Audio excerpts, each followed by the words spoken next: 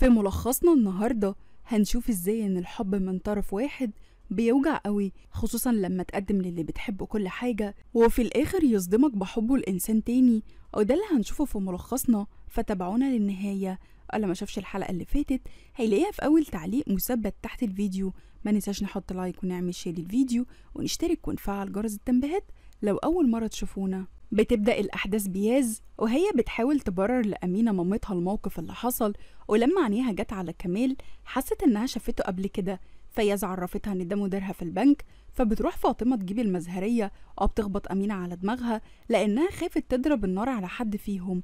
الكل كان مصدوم من اللي حصل وفي حالة من التوتر، وياز استغربت من وجود كمال أصلا وقالت له انت هنا ليه؟ فعرفها ان هو جاي بخصوص الأغنية، لكنها في الحلقة قالت له انسى وطردته كمان من البيت. بعد شوية أمينة بتفوق، أما كمال فما بطلش رن عليها، ولما ردت عليه فهمها كمال ان هو مش هيمشي من تحت البيت إلا إذا نزلت ليه أو اتكلمت معاه. لكن ياز عرفته ان هو لو مخدش نفسه ومشي فهي هتطلب الشرطة. بنروح لأمينة اللي بدأت تفتكر اللي حصل واعتبرت ان مراد هو حبيب ياز، واتفقت معاه يجيلها بكرة علشان يتفقوا على الفرح.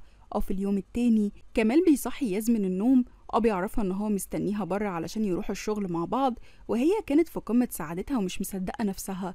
في الوقت ده فاطمة بتدخل عليها علشان تعرف ايه الموضوع، بتفهمها ياس كل حاجة وانها كانت بتساعد بنت في الغنى ومراد من غير ما يقول لها سجل الأغنية. طبعا فاطمة اتصدمت وخافت على أختها أمينة، وقالت لياز ان أمينة لسه ما فاقتش من صدمة موت جوزها بسبب الغنى، وانها لازم ترجع لعقلها او ما تختبرش ابدا صبر مامتها أمينة.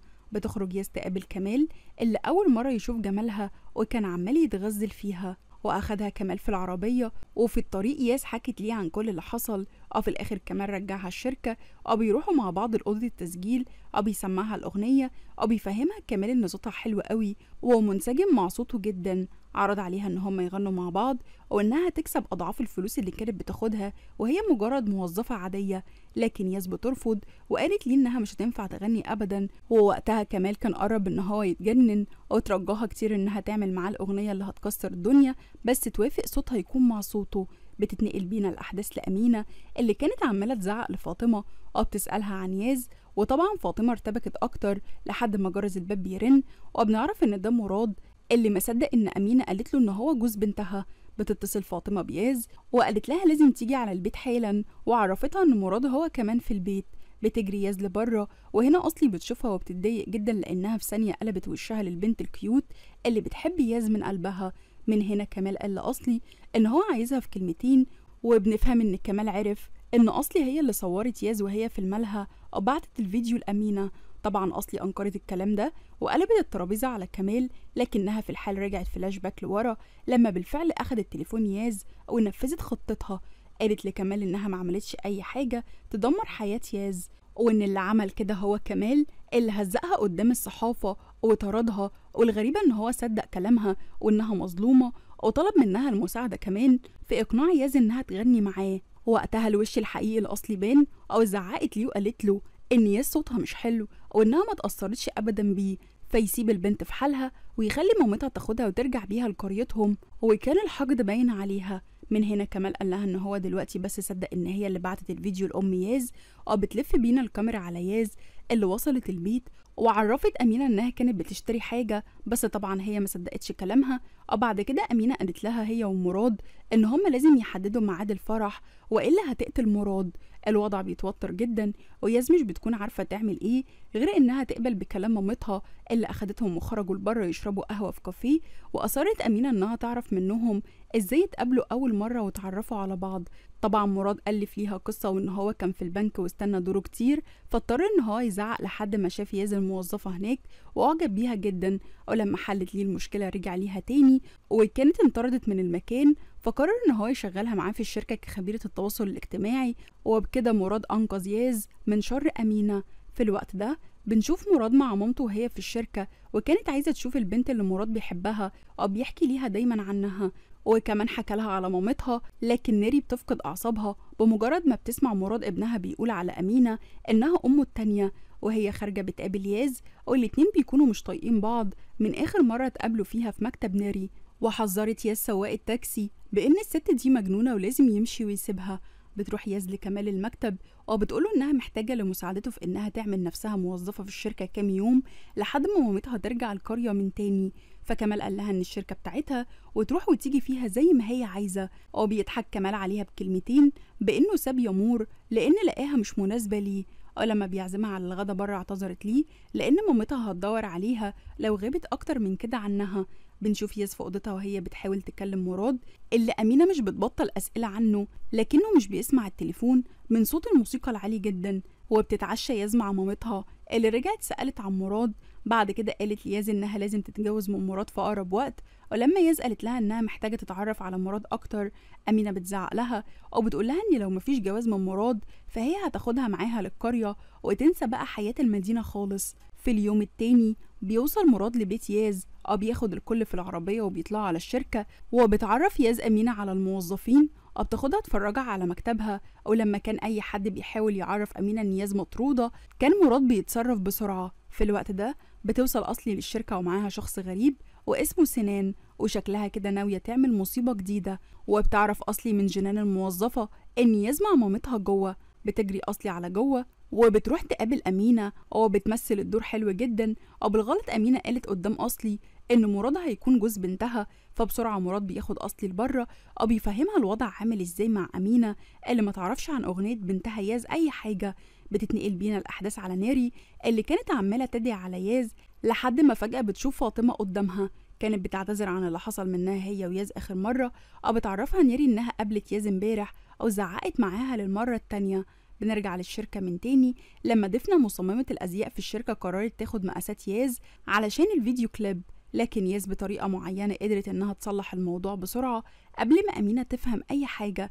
وهم في طريقهم للخروج بيقابلوا كمال ومعاه السيد محمد، وده ممول الشركة الأجنبية اللي أصر إن هو يعرف من كمال حالا مين هي صاحبة الصوت الغامض. فكمال أخد ياز جوه الشركة وهي زعقت له لأنها رفضت الغنى معاه أصلا، وبتستغرب هو ليه السيد محمد موجود.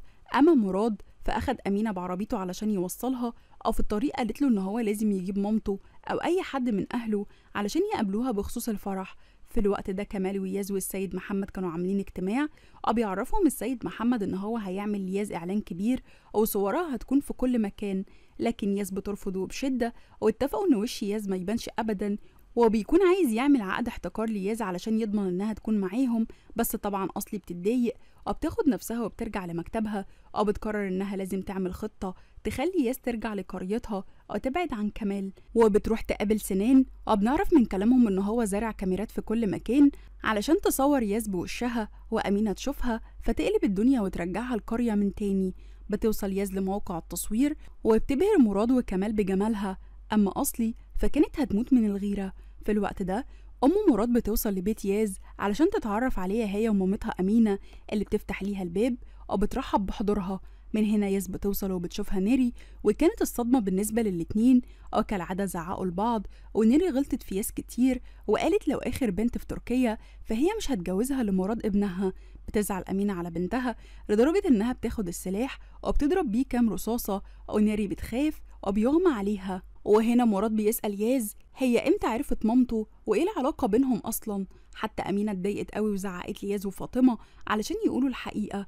أول ما مراد بيسمع كلمة نيري منهم بيعرف إن ده الاسم الخاص بشغل مامته في مركز التجميل اللي في الوقت ده فائت، وكانت بتطلب الشرطة الأمينة اللي خرجت السلاح من تاني. بس المرة دي ياز خطفته من إيديها وقالت لأمها إن مش كل حاجة بتتحل بالسلاح. بنروح للشركة مع كمال وياز اللي كانت عاملة ليه احتفال صغير بمناسبة الأغنية. ولما سأل أصلي على ياز اتضايقت قوي أو ما ردتش عليه. بتتنقل بينا الأحداث من تاني على أمينة اللي الشرطة وصلت وقبضت عليها، ومراد كان عمال يتكلم معاهم بإن في سوء تفاهم بس خلاص فات الأوان أو الكلام ملوش أي فايدة. ومراد بيحاول يقنع مامته إنها تتنازل عن الشكوى لكنها رفضت، وقالت له إن عمرها ما هتتخلى عن قضيتها أبدا. وقالت لمراد إن هو لازم يختار بينها وبين ياز. أما كمال رجع يسأل أصلي عنها فتهربت من سؤاله وقالت له إن هو النجم وبكرة الكليب هينجح بيه هو. فكمال فكرها بإن ياز معاه في الكليب ونجاحه من نجاحها، على طول أصلي قالت له إن هو بيدي حجم كبير قوي لياز، أو إنها كانت فترة في حياة الشركة أو لازم ندوس عليها أو ندفع تمن شغلها معانا. لكن كمال عرفها إن في حاجات لا يمكن يشتريها بالفلوس، أفكرها كمال بإن الشركة كانت على وشك الإفلاس لولا صوت ياز هو اللي أنقذهم، وقال لها بكل وضوح إنها تبطل تفكر في ياز على إنها عدوة.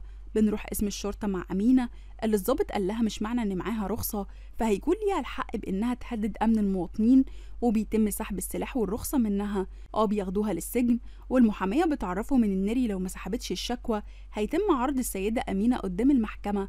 وكان مراد وقتها بيحاول يقنع مامته بإنها تسحب الشكوى علشان خاطره هو. بنرجع لأصلي اللي بتكون مع سنان اللي فرجها على فيديوهات ياز مع كمال، وكانت مبسوطة قوي وقررت إن أمينة لازم تشوف كل الفيديوهات دي. من هنا ياز اتصلت بأصلي باعتبار إنها محامية علشان تلحق مامتها اللي تم حبسها، فعرفتها أصلي إنها هتسهر في الشركة النهاردة لأن وراها شغل كتير، ده غير إنها محتاجة محامي جنائي. فسألتها ياز لو تعرف محامي كويس، فأصلي عرفتها إنها هتشوف وترجع تكلمها تاني. وبتضطر ياز إنها تكلم كمال وتطلب مساعدته باعتبار إن هو مشهور وليه معارف كتير.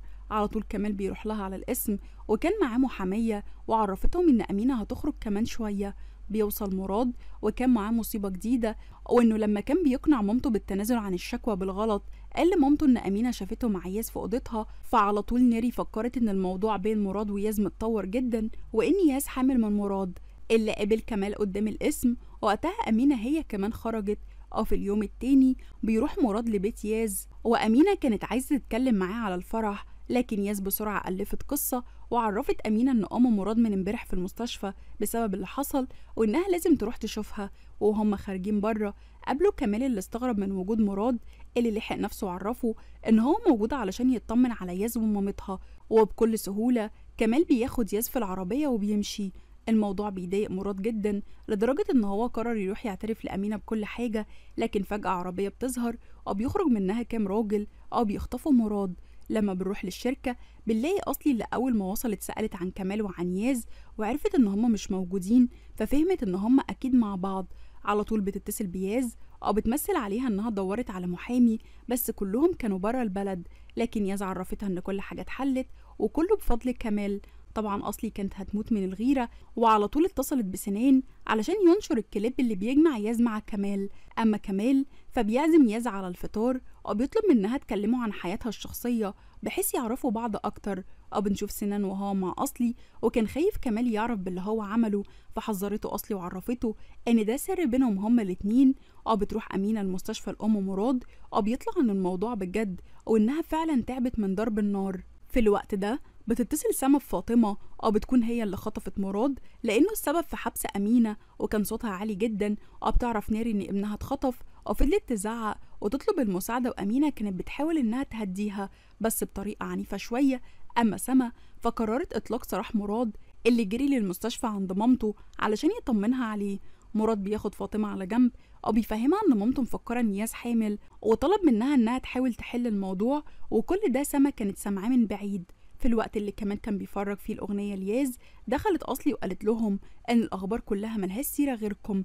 بتتضايق ياز وقالت لكمال إن هو وعدها إن محدش يعرف عنها حاجة، بس هو خلف الوعد. وهي كده بتنسحب من الغنى، ولما بتمشي أصلي بتروح وراها بتلعب في دماغها وبتحاول تقنعها إن كمال هو اللي ورا كل ده وبيعمل كده علشان مصلحته بس. في الوقت ده مراد بيقابل ياز بيعرفها بقصة خطفه، وبيجمع كمال كل موظفين شركته بيحاول يعرف مين اللي سرب الخبر للصحافة وازاي أسرار الشركة تخرج بره، وبيحذرهم ان هم يقولوا اسم ياز لأي صحفي، ووزع على الكل عقد سري، وبقى لازم ان اي خبر يتم نشره على مواقع التواصل الاجتماعي يمر ليه هو الأول وهو اللي يوافق على نشره أو لأ.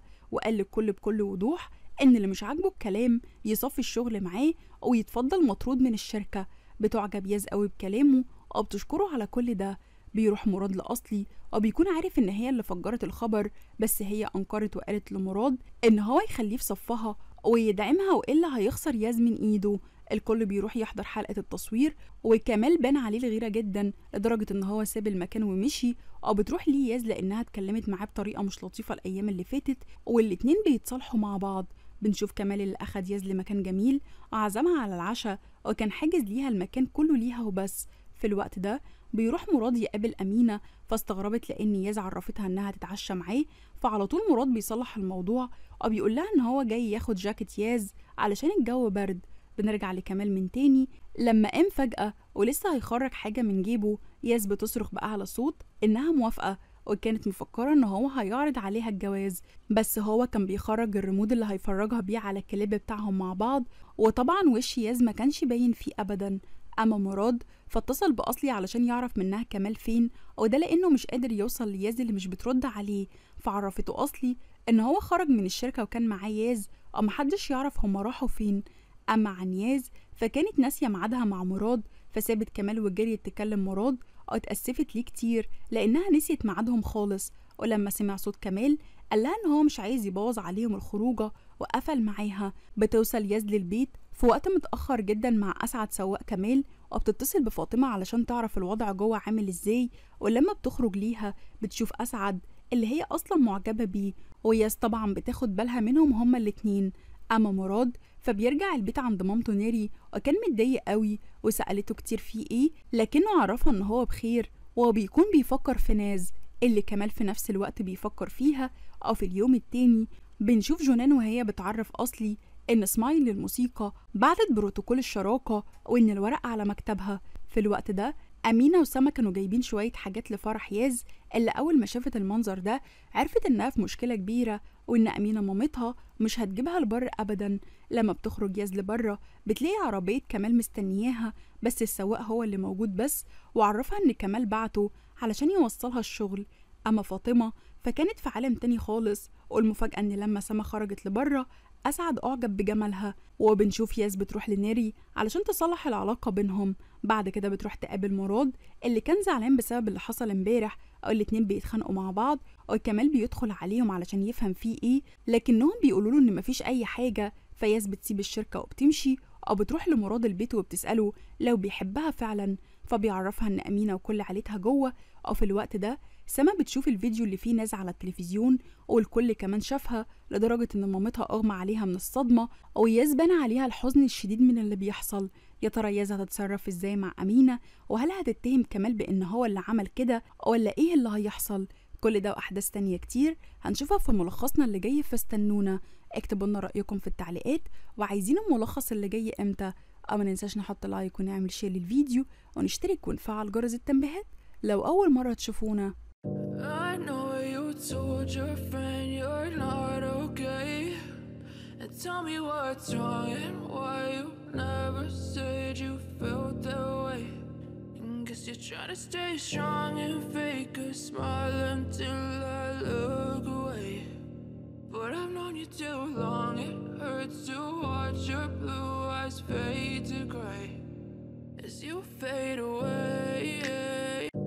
I know you told your friend you're not okay, and tell me what's wrong and why you never said you felt that way.